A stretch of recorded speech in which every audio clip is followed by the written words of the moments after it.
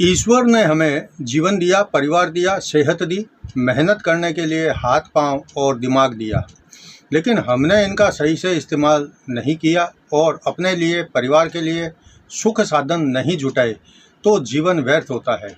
इसलिए हमें मेहनत से अपने भाग्य को और अपने जीवन को खुद सुधारना पड़ता है। इसके लिए हमें धन की ज़रूरत होती है और धन कर्म करने से मिलता है। धन की अधिष्ठात्री देवी जो है वह माता लक्ष्मी जी है। लक्ष्मी आपके पास में पूर्ण रूप से स्थायी रह सकती है यदि आप में इसे स्थायी रूप में रखने की सामर्थ्य है। अनेक व्यक्ति लक्ष्मी प्राप्ति के बाद भी अपने श्रम को काम करने से मुंह नहीं मोड़ते। वह लगातार लक्ष्मी जी मिलने के बाद भी काम करते ही रहते हैं। तो समय के साथ साथ इन लोगों पर लक्ष्मी की कृपा अधिक हो जाती है। लोग अत्यंत भाग्यवान होते हैं जिन पर लक्ष्मी जो है स्थायी कृपा बनाए रखती है। लक्ष्मी माता का प्रबल शत्रु और प्रतिद्वंदी जो होता है वह दरिद्रता होती है। दरिद्रता अपने शुरुआत में घर में आपके जीवन में कैसे प्रवेश करती है यह मैं बता रहा हूँ। दरिद्रता जो है कर्ज से शुरू होती है और कर्ज के माध्यम से जीवन में प्रवेश करने को जो हमेशा तत्पर रहते हैं। यानी कर्ज एक ऐसी चीज़ है कि अगर आपके पास में धन नहीं है तो जीवन में सैकड़ों काम ऐसे होते हैं जो धन के बिना संपन्न नहीं हो सकते, खरीद नहीं सकते आप या कोई काम नहीं कर सकते। तो ऐसे में आपको कर्ज लेना पड़ता है। बस जब कर्ज लेने की आप बात सोचते हैं तो समझ जाना चाहिए कि दरिद्रता जो है अब घर में प्रवेश करने को तैयार है। दरिद्रता से जो दरिद्रता के सहयोगी है, कर्ज को ज़्यादा समय तक रुकने का मौका मिला तो लक्ष्मी जी घर से जो है पलायन कर जाती है। आप मेहनत करते हैं, खूब पैसा आता है, करते हैं, सब कुछ होता है, लेकिन आपके जो काम हैं बहुत बड़े बड़े हैं, खर्चे बड़े बड़े हैं। तो कई बार ऐसा होता है कि काम करने के लिए कर्ज लेना पड़ता है। तो वो जो कर्ज है, उधार लेना है, ये कर्ज लेना एक प्रकार से दरिद्रता को न्योता देना होता है। और अगर वह कर्ज हम समय पर चुका देते हैं तब तो इसका कोई वो अर्थ नहीं होता है, इसका कोई दुष्प्रभाव नहीं होता है। लेकिन अगर वह कर्ज धीरे धीरे हम नहीं चुका पाते और आगे से आगे बढ़ता रहता है, इसका मतलब ऐसा होता है कि लक्ष्मी जी धीरे धीरे आपके यहाँ से प्रस्थान कर रही है और पीछे अपने दरिद्रता को, कर्ज को, परेशानियों को छोड़ के जा रही है। मैं यति महाराज आप सभी दर्शकों का दैनिक यति राशिफल चैनल में हार्दिक स्वागत करता हूं। आज मैं आपको इस वीडियो में धन, दौलत, लक्ष्मी जी ये सब हमसे दूर क्यों हो जाते हैं और अगर आपके साथ भी ऐसा ही हो रहा है तो उसके क्या कारण हैं और कैसे वापस जो है आप धन, दौलत, समृद्धि और लक्ष्मी जी को पुनः प्राप्त कर सकते हैं, यह मैं आपको इस वीडियो में बताऊंगा। आप मेरा यह वीडियो पूरा बहुत ध्यान से देखें क्योंकि समय चक्र ऐसा है कि आज जैसा समय है वह कल नहीं रहने वाला। समय परिवर्तनशील होता है और यह समय का चक्र कभी सुख और कभी दुख में परिवर्तित होता रहता है। मेरा यह वीडियो अगर आप ध्यान से सुनेंगे, समझेंगे तो आपके हर समय यह वीडियो बहुत काम आने वाली चीज़ है। मेरे पास में बहुत सारे फ़ोन आते हैं कि आर्थिक स्थिति पहले ठीक थी और अब परेशान हो रहे हैं हम, धन आता है, रुकता नहीं है और मेहनत हम खूब करते हैं फिर भी घर में धन दौलत की कमी रहती है। तो मैं कुछ उपाय उनको बताता हूँ और निवारण आदि भी बताता हूँ। तो मैं हमेशा ऐसे लोगों की हेल्प करता हूँ और उनकी बात सुनकर उपाय भी मैं बताता हूँ। और आज मैं ऐसे काफ़ी उपाय बता रहा हूँ, इसको आप ध्यान से सुने और आजमाएं। इसका लाभ ज़रूर होगा, लेकिन साथ में एक बात पहले ही क्लियर कर देता हूँ कि इस वीडियो में बताए गए मेरे उपाय जो है या निवारण जो है सबके लिए है, किसी खास व्यक्ति की या आपकी पर्सनल समस्याओं के लिए अलग से यह नहीं है। ऐसा नहीं है कि कोई भी उपाय या निवारण आप जो अपने स्तर पर खुद अपनी इच्छा से कर सकते हैं, करें, लेकिन कोई अनुष्ठान या मंत्र जाप करने से पहले किसी योग्य विद्वान गुरु से सलाह और उनका आशीर्वाद लेकर करेंगे तो ज़्यादा ठीक रहेगा। आगे बढ़ने से पहले मैं आपसे निवेदन करना चाहता हूं कि अगर आपने मेरे चैनल को अभी तक सब्सक्राइब नहीं किया है तो सबसे पहले इसको लाल बटन दबाकर सब्सक्राइब करें और फिर घंटी के बटन को भी दबाएं, ताकि जैसे ही मेरा कोई नया वीडियो पोस्ट होता है तो तुरंत आपको सूचना मिल जाए और आप उसको सबसे पहले देख सकें। लक्ष्मी अर्थात धन हमेशा से ही जीवन का जरूरी अंग रहा है। धन की जरूरत पर स्वयं भर्तृहरि महाराज ने भी कहा है कि यस्यार्थाः तस्य मित्राणि यस्यार्थाः तस्य बान्धवः यस्यार्थाः सः पुमाः लोके यस्यार्थाः सः च जीवितिः। अर्थात इसका मतलब यह होता है कि जिसके पास में धन है मित्र भी उसी के हैं, जिसके पास में धन है भाई भी उसी के हैं, जिसके पास में धन है पुरुषार्थ भी उसी के पास है, जिसके पास में धन है जीवन भी उसी के पास है। अर्थात धन के अभाव में कुंठा व अभाव के अलावा कुछ मिलता नहीं है। शास्त्रों में अनेक छोटी छोटी बातें मिलती है जिन पर ध्यान न दिया जाए तो व्यक्ति कर्ज में आ जाता है। लक्ष्मी उनसे जो है मुंह मोड़ लेती है। लक्ष्मी का अभाव अर्थात धन का न होना ही कर्ज का प्रमुख कारण बनता है।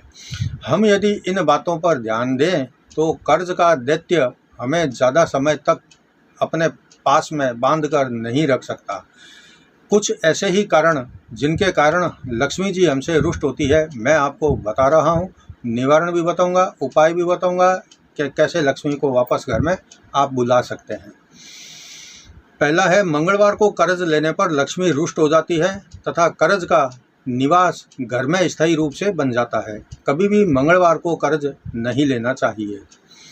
इसके अलावा बुधवार को जो है कर्ज देने पर लक्ष्मी अप्रसन्न हो जाती है। बार बार ऐसा करने पर वह उस घर को त्याग देती है। इसलिए बुधवार को कभी भी किसी को उधार या कर्ज नहीं देना चाहिए। तीसरा है, ईशान कोण में शौचालय या रसोई घर बना लेने से लक्ष्मी उस घर से मुंह मोड़ लेती है। यहीं पर अक्सर हमने देखा है यही वह अवसर भी होता है जब कर्ज दबे पांव धीरे से छोटी छोटी रकम के करते करते हमारे घर में धीरे से प्रवेश कर लेता है। इसी को हम ऐसा कहते हैं कि दरिद्रता ने घर में प्रवेश कर लिया। कर्ज को फलने फूलने में उसके साथ ही रोग और हानि कर्ज को बढ़ाता है। इनका विशेष सहयोग करते हैं। रोग है या दूसरा कर्ज लेकर फिर इस एक कर्ज को चुकाना, ये जो चीज़ें होती है ये कर्ज को बढ़ाती है, दरिद्रता को बढ़ाती है।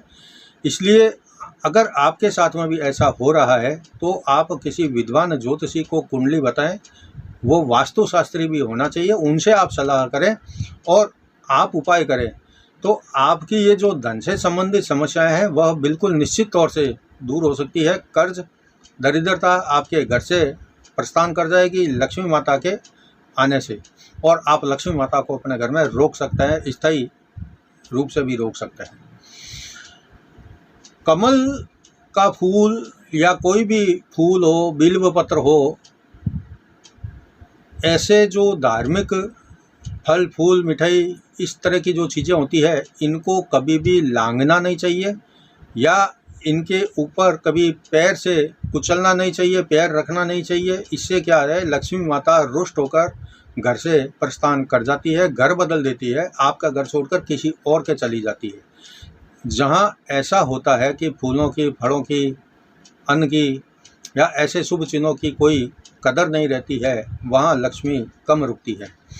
कभी भी किसी भी पेड़ हो, पौधा हो, उसको पाँव से लात ना मारे, पाँव ना छुआएं, या खासकर मैं कई बार कहता हूँ, हर ऐसे वीडियो में बताया करता हूँ कि हम कहीं रास्ते में जा रहे हैं, गाड़ी में जा रहे हैं, बस में जा रहे हैं या अपनी कार में जा रहे हैं, फिर अचानक से पेशाब लगते हैं तो हम उतर कर किसी पेड़ के नीचे कर आ जाते हैं। ये जो चीज़ है ऐसा कभी नहीं करना चाहिए। किसी पेड़ पौधे के तने पर गंदगी या उनके ऊपर पेशाब नहीं करना चाहिए। घर के बीच वाला जो स्थान होता है वह होता है ब्रह्म स्थान। ब्रह्म स्थान को हमेशा साफ सुथरा रखना चाहिए, हल्का रखना चाहिए। वहाँ पर बैठकर खाना खाना या झूठी गंदगी, जूठन फैलाना, गंदगी फैलाना, या वहाँ कोई खड्डा करके रख देना, या खड्डा हो, टाइल टूटी हुई हो, तो ऐसी चीज़ें हम अक्सर जो है नज़रअंदाज कर देते हैं। और जो यह अपनी कृपा दृष्टि से अति शीघ्र वंचित कर देते हैं, जो हमारे शुभ कर्म होते हैं उनको नाश करते हैं। हमेशा अपने घर के बीच के स्थान को साफ सुथरा रखें और वहाँ भार आदि, भारी सामान आदि न रखें। कई बार हम घर में ही कोई आय बढ़ाने के लिए व्यवसाय या व्यापार करते हैं। बहुत सारे लोग करते हैं, लाखों करोड़ लोग अपने घर से भी व्यापार करते हैं, और उससे संबंधित कोई संदेश बाहर दीवार पर लिख देते हैं, या लिखा हुआ बोर्ड भी घर के बाहर टांग देते हैं, जिसको हम होर्डिंग कहते हैं, बोर्ड कहते हैं। लेकिन वो व्यापार, बिजनेस आदि तरक्की नहीं करता, उल्टा हम समस्याओं में फंस जाते हैं। तो ऐसा कोई संदेश या बोर्ड लगाने से पहले आप विद्वान व्यक्ति से सलाह लें। हालांकि बहुत कम लोगों को ऐसा करना सूट करता है। यानी बोर्ड तो सब घर के बाहर लगते हैं, कईयों का धंधा बहुत अच्छा चलता है, लेकिन कईयों का चलता है, अगर आपका नहीं चल रहा है बोर्ड लगाने के बाद में, तो सोचने की ज़रूरत पड़ती है कि वो जो बोर्ड लगाया है किस समय लगाया, उसमें क्या लिखा है, उसका रंग कैसा है, कलर कैसा है, आपने बाहर के किस जगह पर लगाया, किस कोने में लगाया है, दीवार के ऊपर चिपकाया है कि वहाँ एंगल लगा के आपने अलग से लगाया। ये सब चीज़ें जो है विद्वान आदमी को बताकर आप पूछें, तो आपको कारण पता चल जाएगा कि आपने कहाँ गलती की है। फिर आप उसको अगर थोड़ा बहुत फेरबदल करेंगे तो आपका जो धंधा है वह बहुत अच्छा चलेगा, लक्ष्मी जी की कृपा जो है मिल जाएगी। नहीं तो लक्ष्मी माता गलत बोर्ड लगाने से, गलत कोई मैसेज दीवार पर ऊपर लिख देने से, गलत मतलब आप अपने व्यापार के लिए लिखोगे वो अच्छी बात, सही बात लिखोगे, लेकिन वो लक्ष्मी जी के लिए उल्टी बात हो जाती है कि मेरे रहते इन्होंने ये काम क्यों किया। इसको वास्तु दोष भी समझ सकते हैं आप, लेकिन मैं ज्योतिषीय दृष्टिकोण से इसकी बात कर रहा हूँ। तो कहीं भी बोर्ड या घर के ऊपर आय के संबंधित कोई चीज़ लिखवानी हो तो पहले सलाह कर ले, उसके बाद लिखवाएं। पवित्र नदियाँ हमारे धार्मिक आस्था का केंद्र होती है।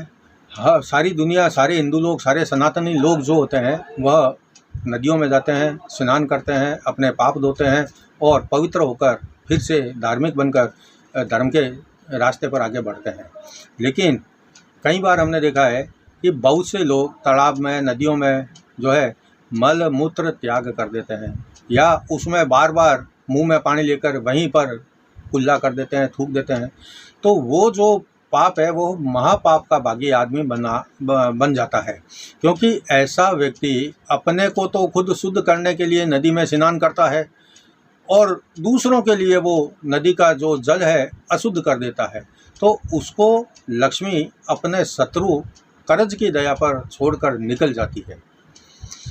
जो आदमी संध्या समय पर प्रतिष्ठान में, दुकान में, व्यापार में झाड़ू लगाता है, जो प्रातः एवं संध्या काल में धूप बत्ती से ईश्वर की आराधना नहीं करता है, जहाँ तुलसी के पौधे की उपेक्षा, अनादर होता है, उसको लक्ष्मी उसके दुर्भाग्य के भरोसे या उसके दुर्भाग्य के हाथ में सौंप कर खुद निकल जाती है। जो लोग पैर से पैर रगड़कर धोते हैं स्नान करते समय, या और भी कहीं मान लो कीचड़ में गए, वहाँ कोई हैंडपम्प था, नल था, तो वहाँ पाँव से पाँव रगड़कर धो रहे हैं, अतिथियों का सम्मान भी नहीं करते ऐसे लोग।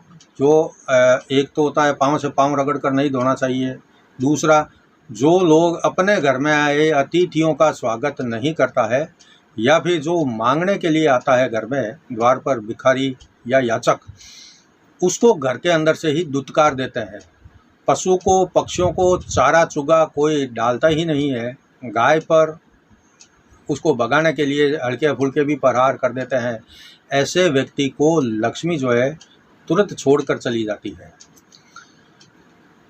जिस घर में आपस में भाई बहन, माता पिता, पति पत्नी या जो भी है आपस में लड़ते रहते हैं, उस घर में महिलाओं का अनादर भी किया जाता है, सम्मान नहीं होता है और माता पिता का भी अपमान किया जाता है, तो ऐसे व्यक्ति के घर से या ऐसे परिवार से लक्ष्मी माता अपनी दृष्टि भी फेर लेती है, चली तो जाती है, फिर उसकी तरफ कभी देखती भी नहीं है।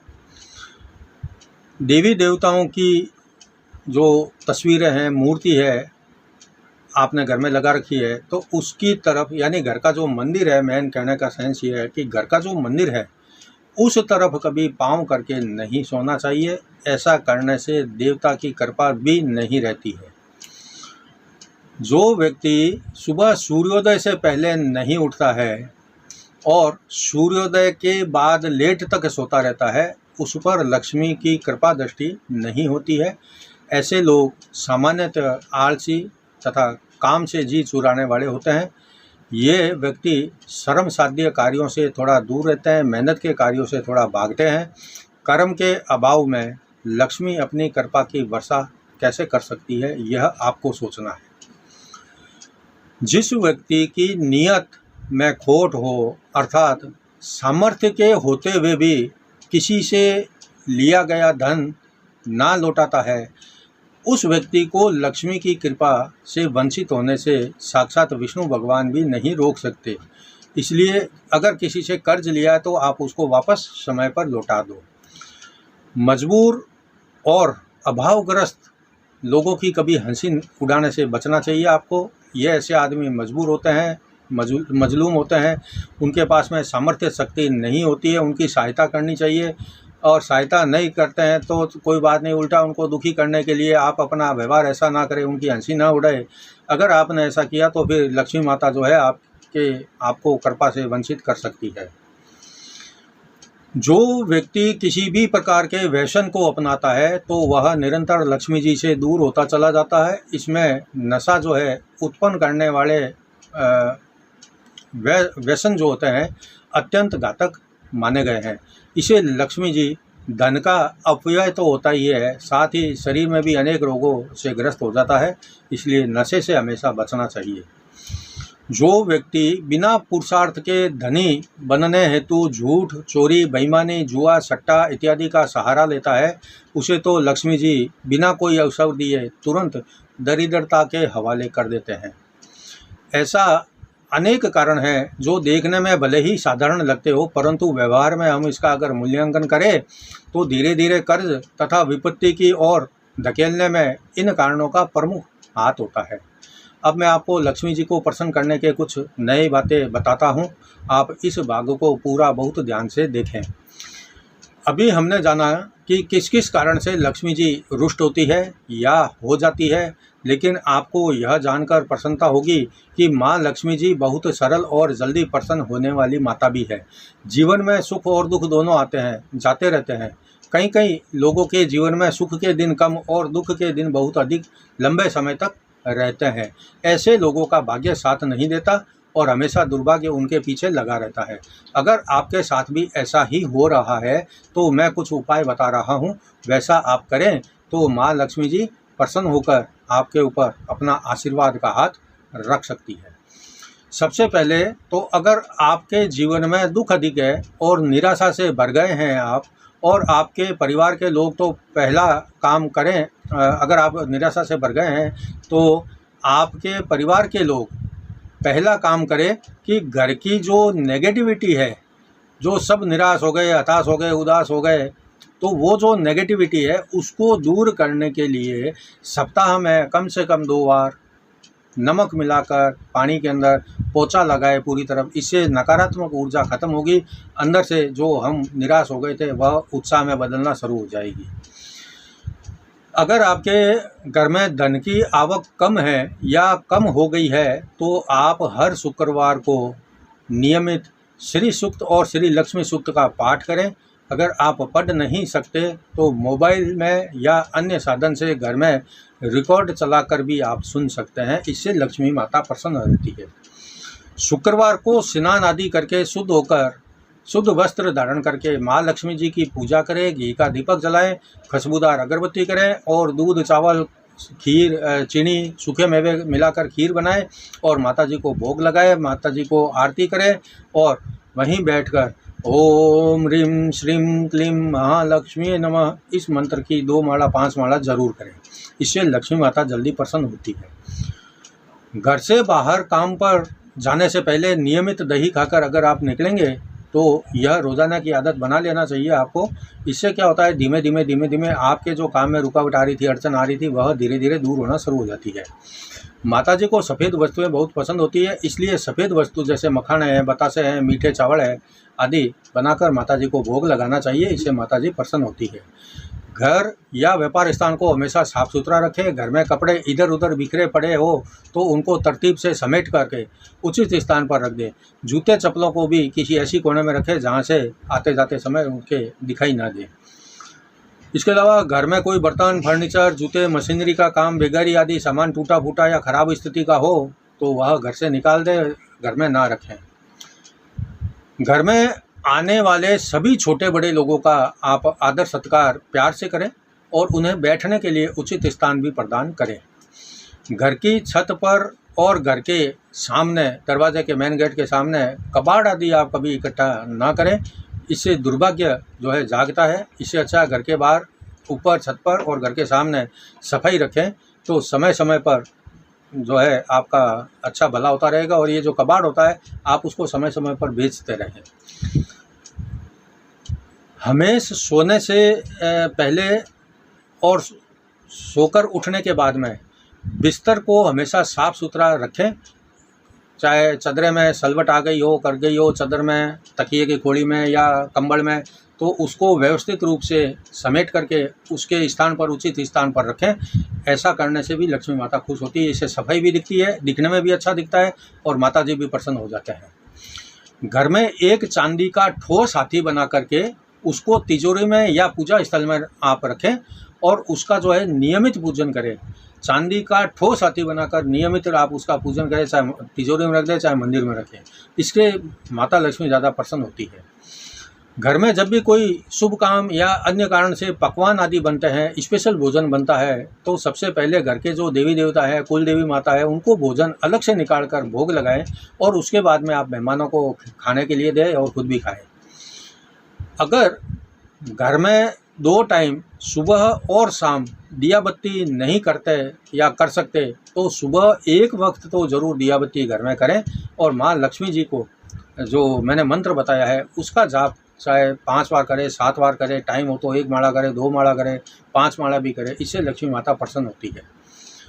रात को जिस समय घर में जिसके घर में जूठे बर्तन पड़े रहते हैं या बर्तन काले काले जले हुए रहते हैं, वह साफ धोने पर भी, सफाई करने पर भी वह काले काले ही दिखते हैं, तो ऐसे घर में धन के साथ में अन्न और शांति की कमी हो जाती है। इसलिए बर्तन को स्टोव पर सीधा कोई मत चढ़ाए या जो पकाने के लिए बर्तन होते हैं वही चढ़ाएं, उससे वो काले नहीं होंगे। और अगर कालमस लगती है तो आप उनकी सफाई कर दें।